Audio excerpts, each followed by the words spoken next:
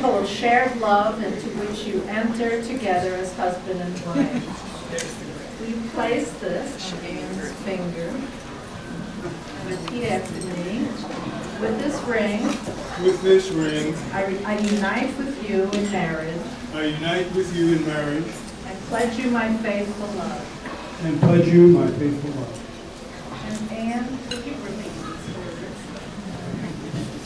words? With this ring, I am united with you in marriage.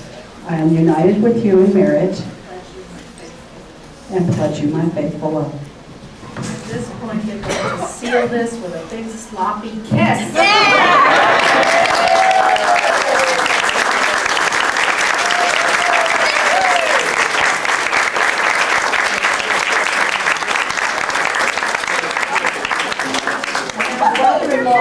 More stuff.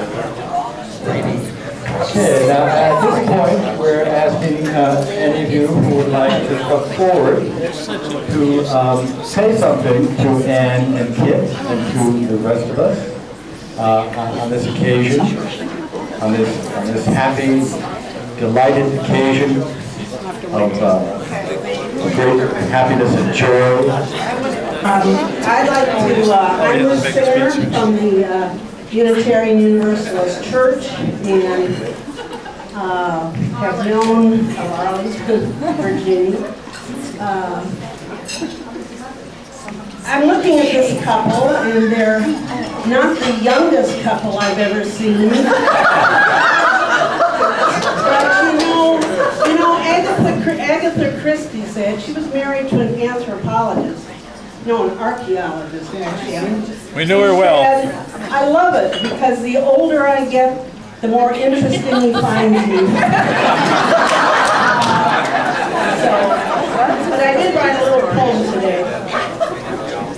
Where in the heavens was it ever written that Ms. Anne McKnight and Mr. Kit Britton should become so absolutely and mutually smitten? Eric and I actually find it quite befitting. Well, how about sharing a rhyme with the bride McKnight? Okay?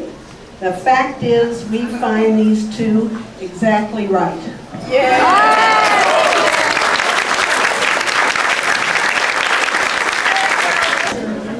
Pamela. And Closer. close. Okay. I'm Kit's sister Pamela, and I am Anne's sister-in-law, Pamela.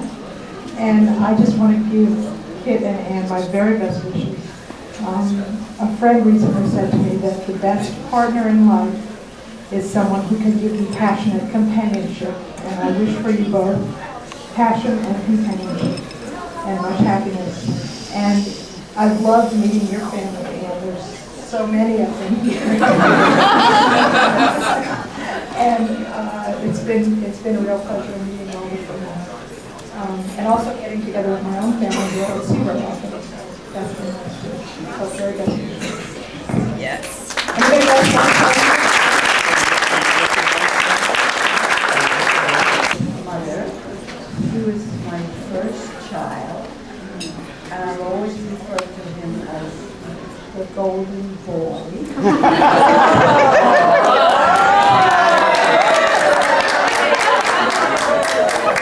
I spoke to him on the telephone quite recently, and he said, Mother, would you please stop calling me?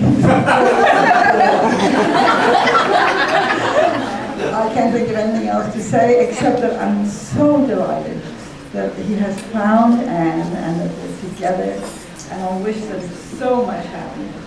And I am so blessed to be here because it's something that I never expected to live until. It's a wonderful marriage and a wonderful party, and I love all your family as well. Thank you.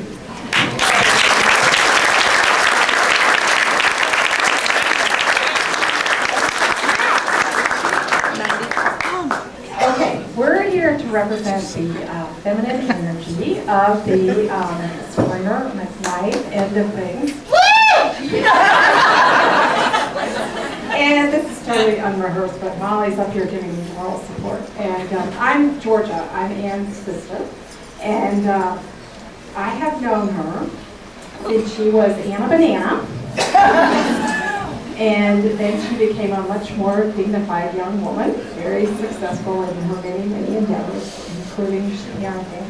And I'm just so happy to see her so happy. And it's a well-deserved joy that she has with a wonderful new husband. And I'm delighted to have Kit in the family because I like him. He's fun, he's a good companion, he's a good conversationalist, and a nice guy.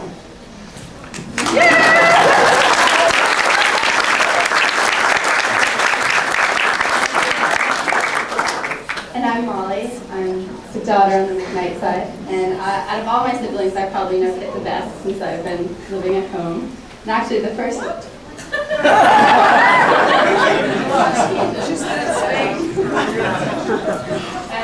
actually, the first time I met Kit, I thought that he and my Uncle Bill would get along really well. So they did. And I just wanted to wish them my very best.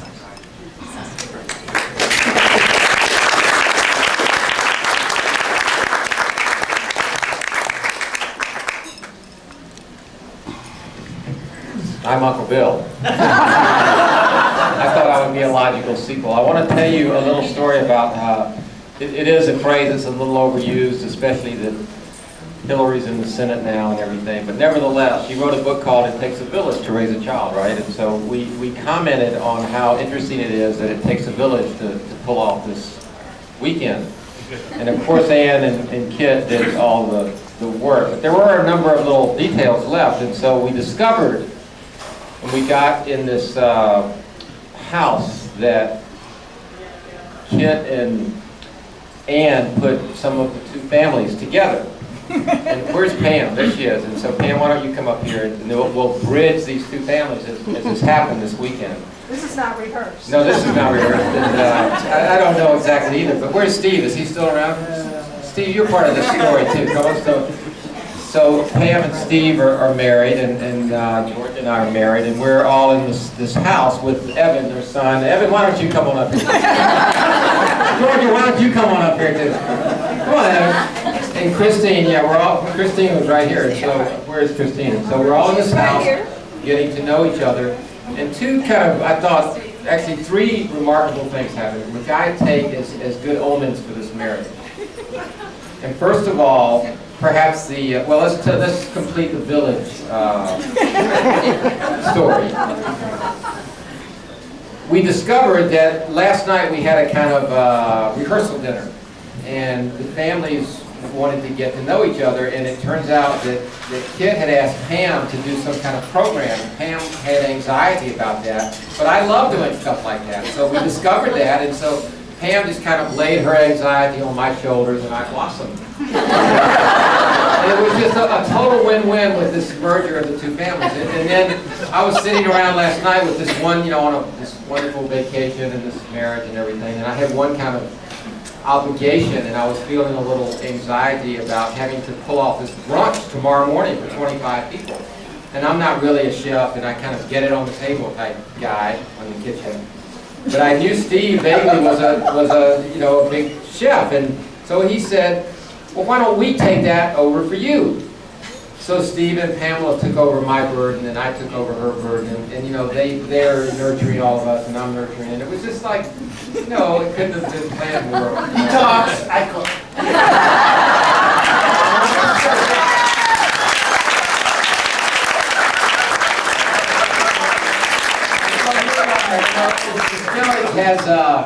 Has new elders meeting it. But one elder is still around, our Mother Earth. We dubbed her Mother Earth last night. And Christine told us a story about the house we're living in, which actually you two may not know yet. So this story is so neat about the kind of, come on Molly, can I use the word one more time, the energy of this marriage. That I've been overusing that word, but I think it's something about the time, that something about this marriage has some neat And energy. And she's going to tell you why. Well, last September, to celebrate my 90th birthday, I went to Ireland with a friend. Yes, nice.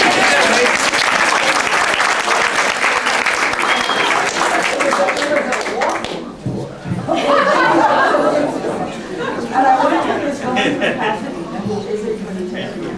And we didn't know each other very well beforehand. We just looked at each other one day at this group that we belonged to, and I said, I'd like to go to Ireland. And she said, so would I, let's do it. So we arranged it, and we went. And, oh, okay. And, where do I go from? Oh, we arrived here in Arlington, and this house that we have been assigned to, which is a charming house, was one of the places that was auctioned off at a Unitarian auction, you know, where Kit and their sailing thing, you know, which That's where we're staying. The Bible. we're staying in this house. And when we got to the house, there was a note on the dining room table saying, there's wine in the refrigerator, the bathroom works in such and such a way, and thus and so on. And we are welcome, we were utter strangers, and they were turning over this house to us, the woman was not there. And she signed her name to it, and she is the daughter of the woman with whom I went.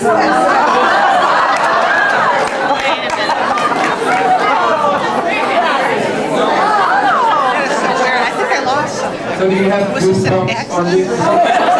They didn't know. I think it's probably... Yes,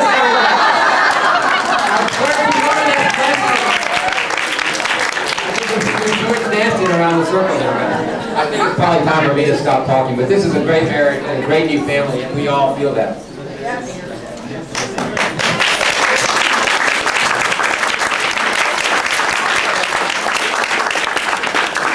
Well, I wanted to say something,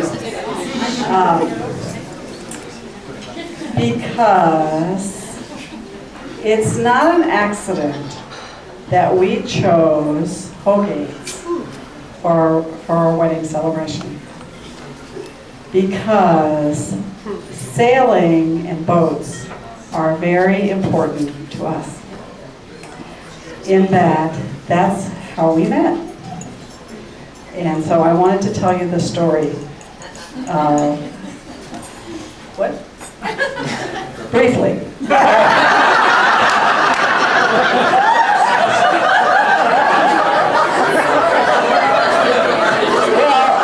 I was only going to go to the 15th date, but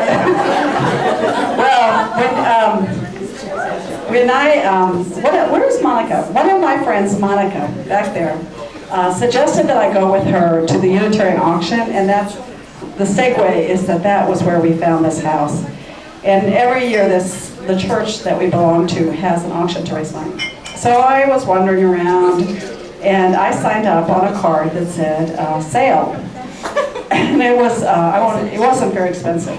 It was a sale on the Potomac. So that was in the fall, and in the spring, a man calls me up on my voicemail. This is Christopher Britton, and it is time for our sale, and we will meet you down on Tuesday night at the Marina in Belhaven. Well, I work on Tuesday night, but I canceled all my appointments, and I went through rush hour, and I went down to the Belhaven Marina to go on my sale because I thought I should be, having a life and things like that.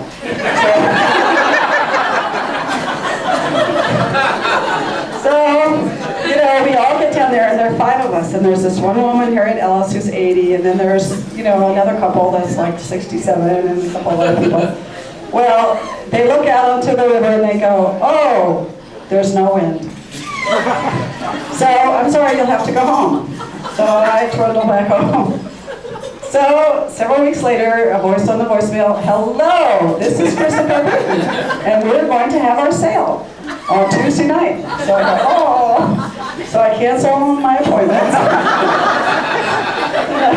Go down to the marina. Big wicked kid.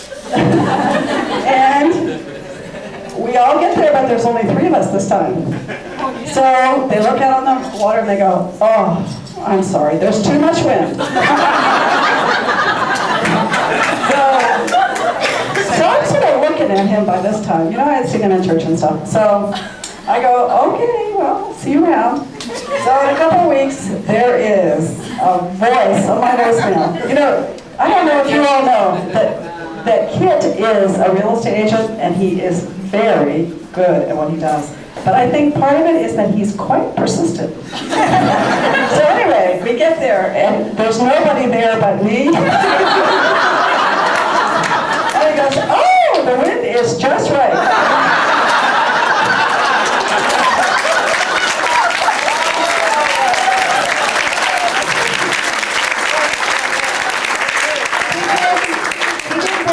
A friend, Bill, who I think just because he didn't really know me very well, and, he didn't know me. Bill's here, but he brought Bill along. So anyway, that was how we met, and we have since sailed, and so boats and sailing have been symbolic of something.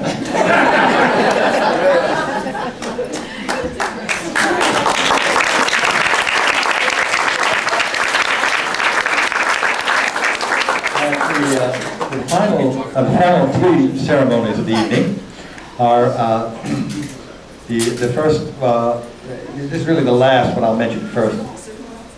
Oh, anyone else? Yes, there was someone else. And maybe others.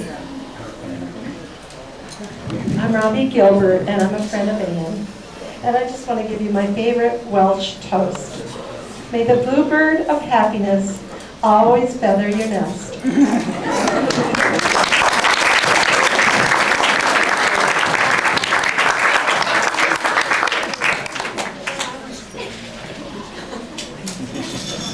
I'm Bruce's wife and Anne's new sister.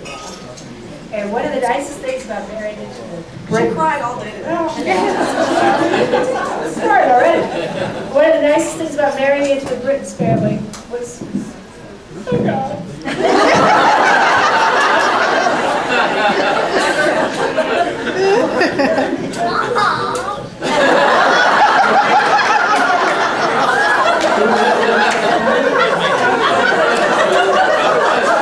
Having my sister Pamela be her big sister. I don't know Anne very well. We just met this afternoon. So I don't, little sister. I was wondering whether she's my big sister or my little sister. But anyways, very nice to have another sister, and welcome to the family.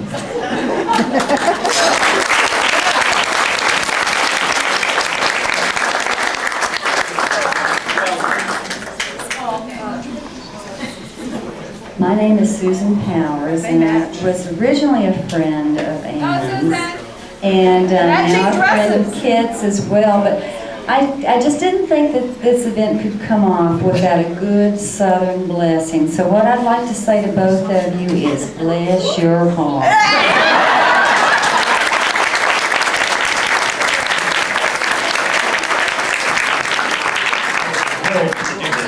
My name is Michael Kerr. I'm with the Georgetown Family Center, Bowen Center, where Anne's been for now, 45 years. We met about then. So, the Unitarian Church backs the Family Center. And under that authority, right, since it takes a bit of courage to get married, and for all of us, we decided as a faculty, we voted to award you one differentiation point. We're going through with this, and Kit, since you married the same level, you get a point too. I don't know what more we could do for you than that, so good luck.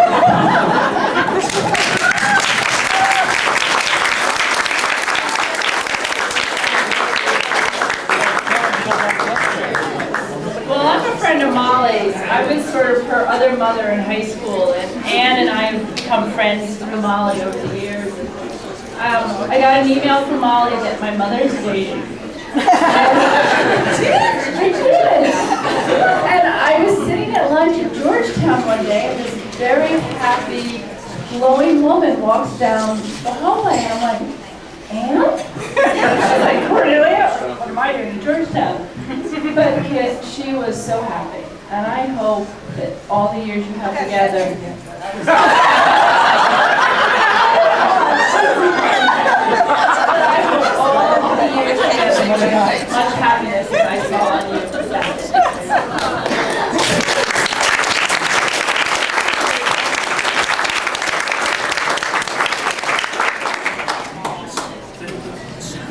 Yeah, you can. Okay.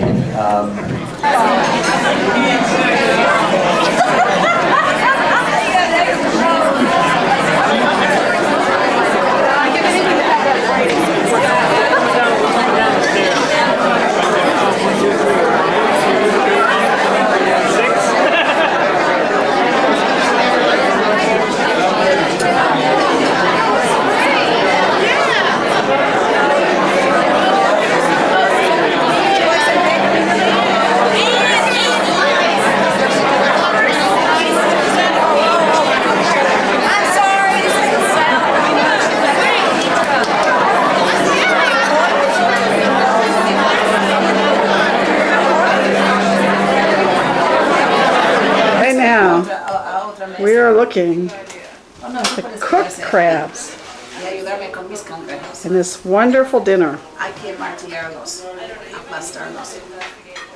Yo te voy a forzar. There's Bruce and Christine.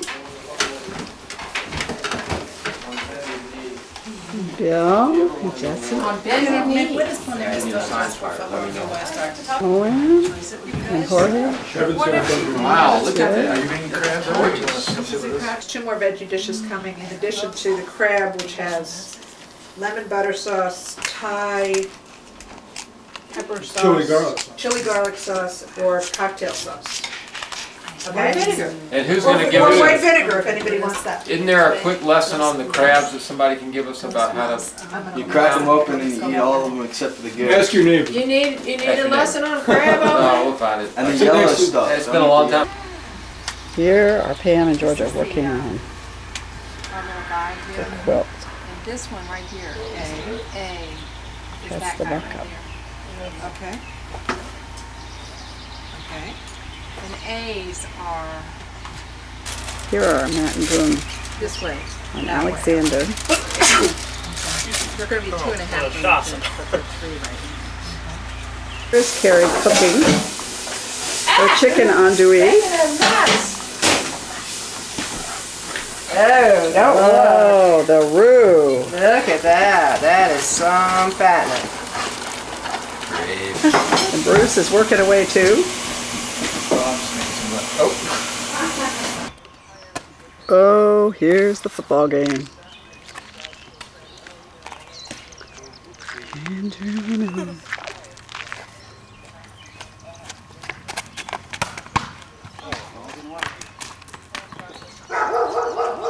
Hey, didn't get wet. Cool.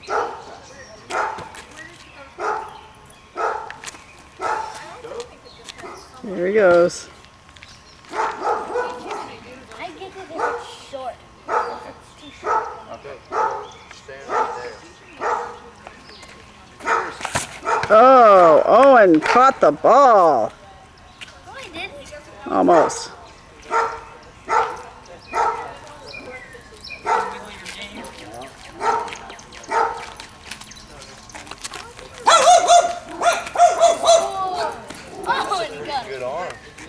This is the before. And I think that Here's the porch activity. I have a good friend.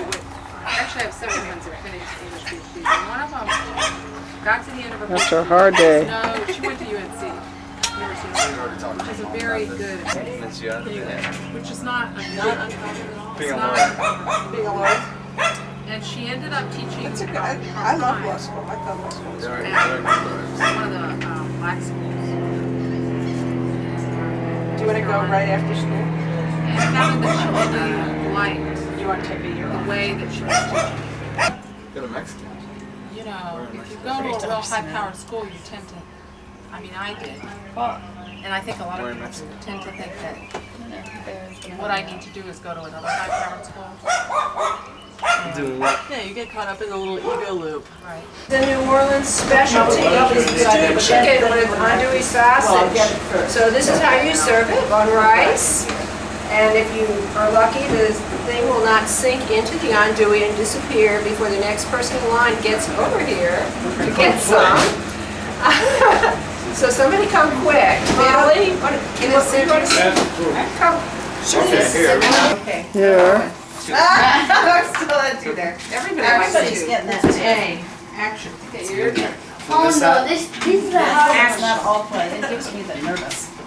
This is an all play. Oh, it's an all play action. It's an all Pass the play card action. down here. I have a question. What? You cannot draw letters No. Correct. at all. Will you pass the card down so our team? Valuable thinking time. I knew this is what color is it? The brown? Action. Yeah, brown.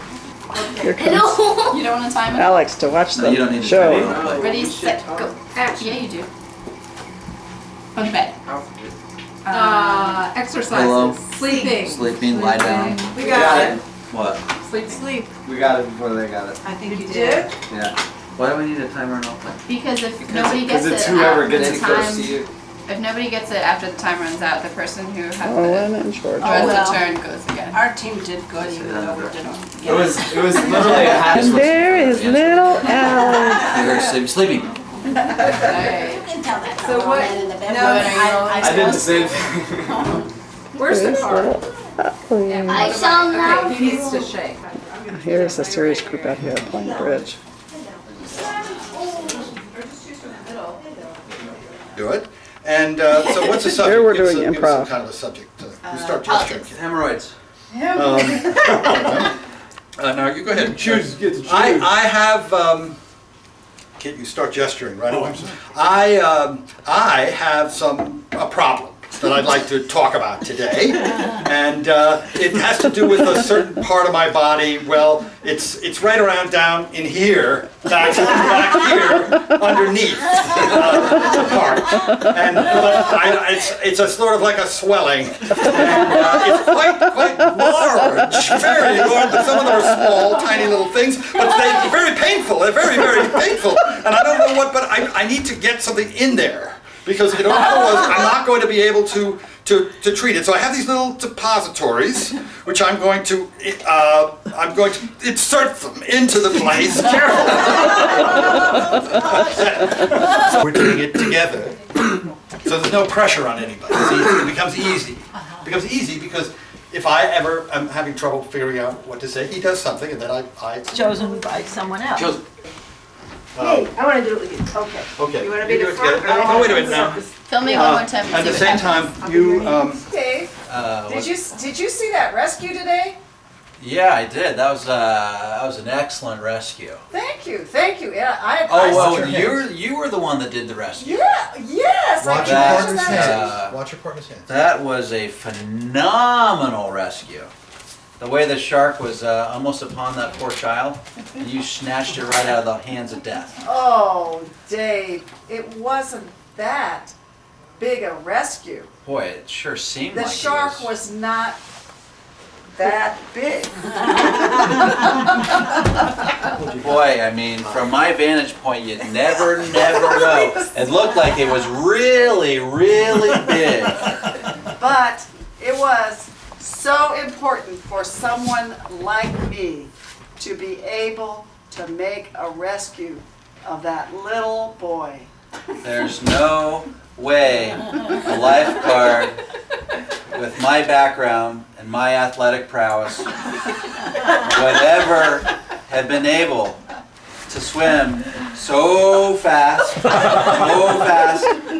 be able to save that itsy bitsy boy from that big whale of a fish. But maybe someday you will be able to do a big rescue like that. Well, I know that I've got big muscles in my forearms and in my fingers, and that my fingernails are especially shiny, sufficiently so that someday I will have the lifeguarding prowess as you. Well, I'll just give you some tips, Dave. First of all, you need to swim very, very far every day. And then you should run up and down the beach to strengthen your muscles. That could be an idea. And then you put, Wait, you're telling me that if every day I look at my watch and I get out of bed and it says 6 a.m. and I run to the beach and I hop on that beach and I start running every day, that my lungs will be sufficiently strong that I can swim fast and save people from the ocean. no. You need to swim a long way every day. Okay, now let me do a little pause here. You're going to keep going, but Airman, you probably need some insurance. Well, I don't know, you know, I just fine. I have an itch, sorry. I don't know about that, ma'am. You see, I'm a very good fireman, and, you know, I think my family's pretty safe with my skills.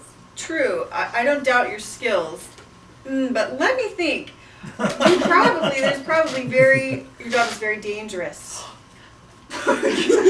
Oh my goodness. It sure is at times. Well, since you put it that way. Let me think for a second. You hit it on the nose. What you hit on the nose, I'm not sure, but I'm sorry. Many fires have given me this itch in my ear. I got burned once and it's been itching. I'm sorry, it's so hot in here. Are you okay? See, this is definite. How do I communicate like that? What does this mean? You just have to justify it. It's your insurance Think of salesman. it. You're doing fine. You're doing fine. Except you don't want to make everything be an itch. You know, I mean, an itch can get you some distance, but then you want to go beyond. So, how about your wife and children? Husband and children, are they insured as well? It's very important that your family is We're going to have to turn covered. just a little bit this way. You're facing them. You're doing fine. Okay, so just keep going so we can see you. If there's We an wanna see you. accident, we definitely want everyone to be insured. Well, you know, that's true, because I do care a lot in my heart about my family. So I think that's a good idea. Why don't we insure them? Fantastic. Let's just sit, but don't forget that the more insurance you have, the better, because you never know. Yes, you want lots of insurance. Okay, I'll keep that in mind. There goes that itch again. Let me think. I think you might need health insurance as well. Health insurance? Yes. I'm perfectly healthy. No, that doesn't necessarily mean you don't need health insurance. You never know when something unexpected could occur. Cancer, broken nose. David, please, you approach them and point to parts of them. Oh. Say things about their So health. I'm using your eyebrows. Cancer of the eyebrows? Cosmetic surgery. Your hairline could recede. You may need a hair transplant. My hair. You wouldn't want. Yes, and your elbows. You could lose the bendability in your joints. Well, since you put it that way. Well, I don't know. Sometimes I'm worried about this. Stop talking. I don't want to hear anymore. We'll just sign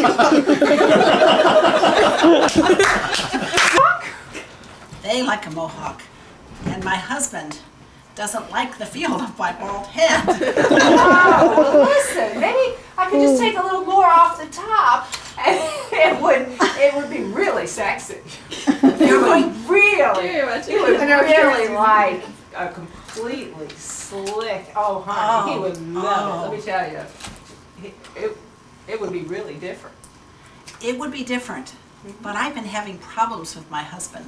And I think that if I come home with a completely bald head, is there anything you can do to get a little more hair back on my head? Actually not thinking. What did I do? I gave you the sign and you missed it. What sign was You that? need some new glasses.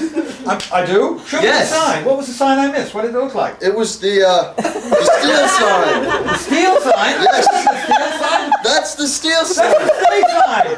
No. You need the sign. This is the stay sign. No,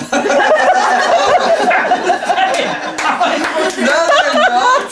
That is the Show me steel again. sign. That's the stay sign. How can you not understand? If you don't understand the difference between these, maybe you need to play for another team. Are you saying I'm not very intelligent? That's exactly. Beetle that was at least this big. And I thought to myself, I gotta get some of these beetles for my personal collection. I see. I'm feeling very, very complacent about this, but I think that you're doing very well. I favor this, but you have got to listen to me. That's excellent, but you've got to listen to me now. I'm hearing a noise, and I'm thinking of some sounds here. What about the bugs' noises? What's going to happen to them? When you kill them, they won't be making any noises, and the earth will be empty of all kinds of noises of bugs. The beautiful thing about these beetles is that when you walk on top of the beetles, they make a perfectly resonant crunchy sound, which I think is a good replacement for the chirping sounds that these beetles typically make. Oh, that makes me feel so soft. I really love that noise that you make. You're such a charming person. Maybe we could get to know each other. Well, I feel a little uncomfortable with this relationship. I feel like you've just stepped across the line and have encroached on my personal sphere. Well, I feel like I'm really one of the bugs that you love so much. I really feel like I'm turning into a sort of a. Well, hey,